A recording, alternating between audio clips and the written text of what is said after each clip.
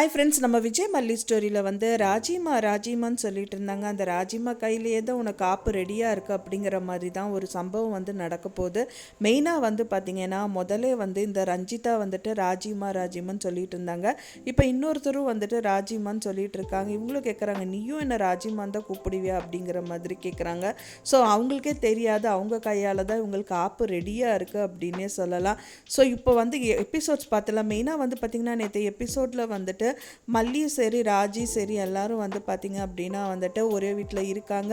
And then வந்து நிறைய விஷயங்கள் நடக்குதாங்க அப்படின்னே சொல்லலாம். ராஜியோட கண் முன்னாடி ஒரு விஷயம் நடக்குது. மல்லி வந்து பார்த்திங்க அப்படின்னா வந்துட்டு வீட்டு வேலையெல்லாம் பண்ணிட்டு இருக்காங்க. இந்த ரேணுகாவை நடிக்கிற இந்த சுடருக்கு வந்து பொறுக்கவே முடியல அப்படின்னே சொல்லலாம். ஏன்னா மெயினாக அந்த ஆனிவர்சரி பார்க்கும்போது செம்மையாக கடுப்பாய் தான் நின்றுட்டு இருந்தாங்க இந்த ரேணுகாவை நடிக்கிற இந்த சுடர்.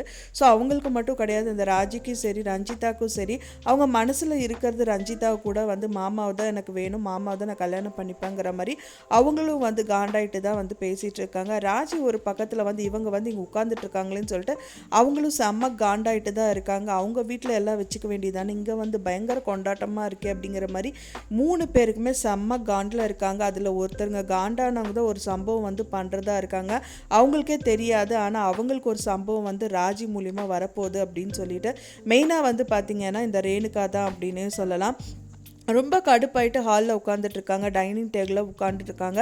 அப்போ வந்து பார்த்திங்க அப்படின்னா வந்துட்டு ஏதோ வந்து ஒளறிட்டு பைத்தியம் மாதிரியெல்லாம் பண்ணிகிட்டு இருக்காங்க. ஸோ வந்துட்டு அடிஷன் இவ்வளோ மைனஸ் பண்ணால் என்ன வரும் மல்லி அப்படிங்கிற மாதிரி கேட்குறாங்க.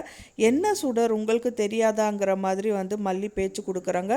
சுடரா நீ யாரை சொல்கிற அப்படிங்கிற மாதிரி பைத்தியம் மாதிரி நடிக்கிறாங்க. ஃபைனலாக வந்து பார்த்திங்க அப்படின்னா ஸோ சாரிக்கா நான் வேறு